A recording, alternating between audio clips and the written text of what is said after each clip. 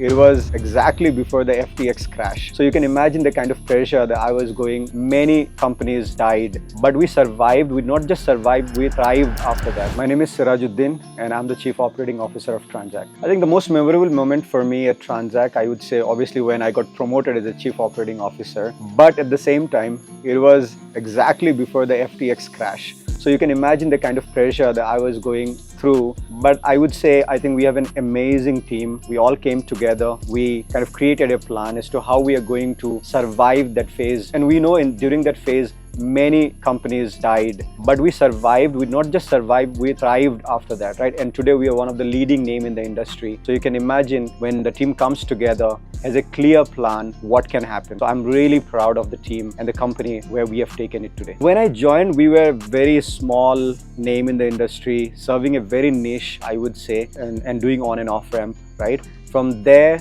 seeing the team grow from 5 people to over 120 plus people, processing over $1 billion every year is just amazing to see. I've seen some of the partners who are processing millions of volume, millions of users are getting onboarded. It's an amazing feeling, I would say. One thing that I'm really proud of at Transak is the amazing people that we have hired. And one of my core job is to make sure that I'm able to mentor them, I'm able to give them that clarity, and they're able to execute and achieve the goals that we have. I'm super proud of some of the people who I have seen grow through this journey. And I think that gives me the satisfaction as a leader. So yeah, I think I'm like super proud of the team that we have built. There are tons of things that one could be surprised if they could see what goes into doing a single transaction. Even for a small transaction, like for $100, there are multitude of things that has to happen correctly to be able to deliver that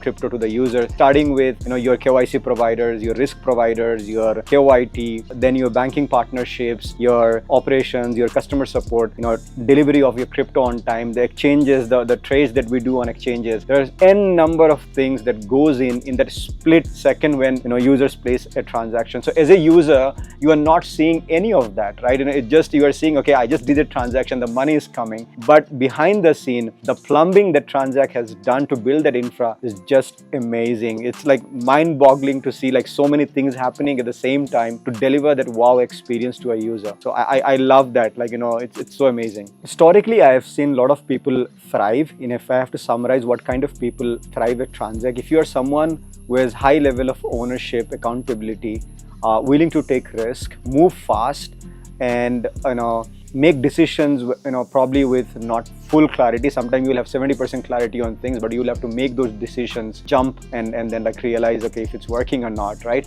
So I think we're a fast-paced, agile team.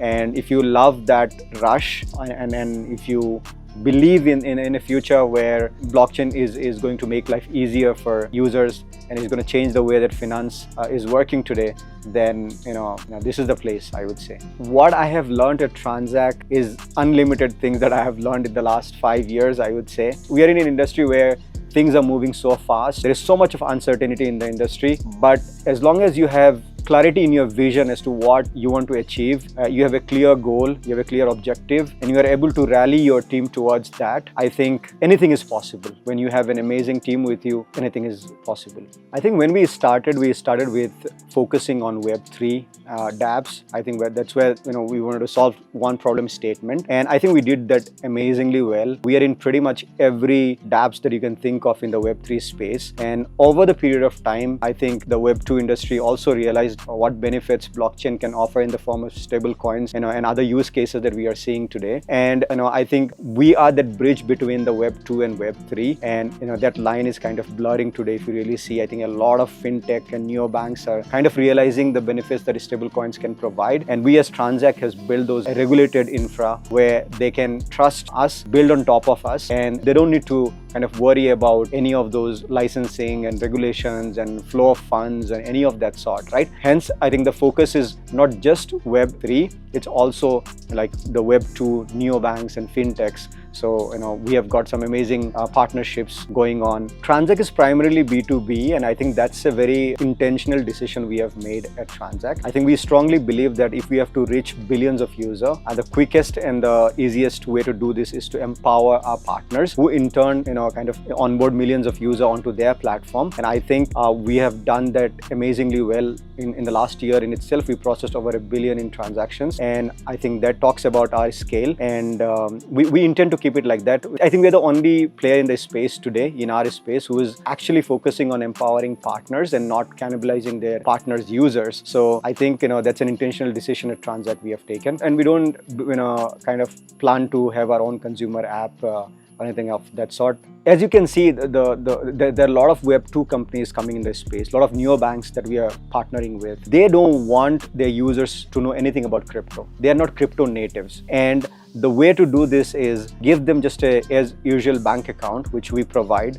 to the user, and the user has to just send the fiat money into that virtual account. Every other thing happens under the hood, right? With name virtual account, it actually abstract all the complexities that typically exist in the Web3 space, right? And with virtual account, all that happens is, I'll just explain how the user journey becomes, right? We just give a bank account to the user sends the funds into that virtual account, and everything else happens underneath. So today, blockchain or stablecoin is a infra that runs behind the scene to make this transaction smooth, reducing the cost, the speed, and everything. So we build that infra. The front end remains as simple as a Web 2, and everything happens behind the scene. So I think that's with that vision in mind, we have moved into kind of offering a virtual account, named virtual account solution to the users of our amazing neobanking partners and Web 2 partners. Assume you are doing a $100 transaction. There are a lot that goes into delivering that crypto instantly. To begin with, you would go through a regulated entity,